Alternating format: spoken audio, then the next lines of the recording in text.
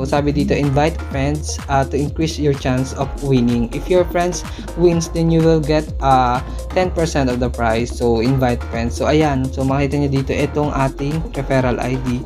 So pwede nating ilagay dito yung referral ID ng ating kaibigan or kung sino mang syempre kung gusto mo din makatulong sa iba. So add nyo din yung referral ID ng kaibigan natin or kakilala. So pwede nyo din ilagay itong referral ID ko dito. So pwede nyo din ilagay yung referral ID ng mga nasa comment section. So kayo na bahala, nasa inyo naman yan. Okay, so back to home ulit tayo, and then taya ulit tayo. Ayan, so ganun lang. Manawa kayo sa pagtaya. Taya lang ng taya, so wala namang masama. So kung swerte tayo, bakit hindi? So sobrang simple lang naman yung gagawin natin. So siguro hindi naman ito makukonsume yung buong maghapon natin sa pagtaya lang dito. So dun sa 50 tickets, enough na yon siguro. Kung kukulangan kayo, pwede tayo get more tickets, manood kayo ng advertisement, and then ayun, so kung everyday masipag kayong tumaya, why not? Taya lang. So nasa inyo naman nakasalalay yan. So okay, back to home tayo dito sa ating screen. Ayan, so makikita nyo eto, explain ko sa inyo kung ano yung purpose ng Instagram. So kung makita nyo dun sa daily raffle kanina, eto, click ulit natin, and then punta tayo dito sa settings. Ayan, so makita nyo dito, ito yung mga social media accounts nila. So sabi dito, follow us on Instagram, follow us on Facebook.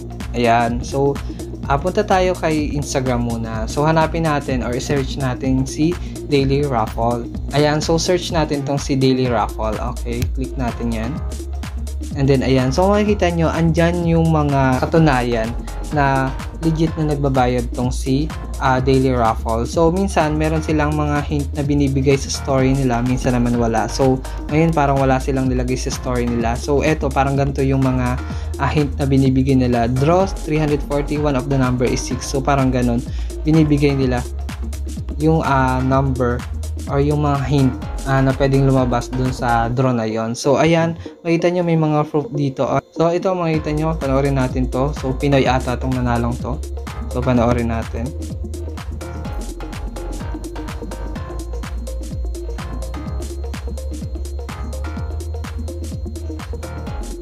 Ayan, so nanalo siya ng $503.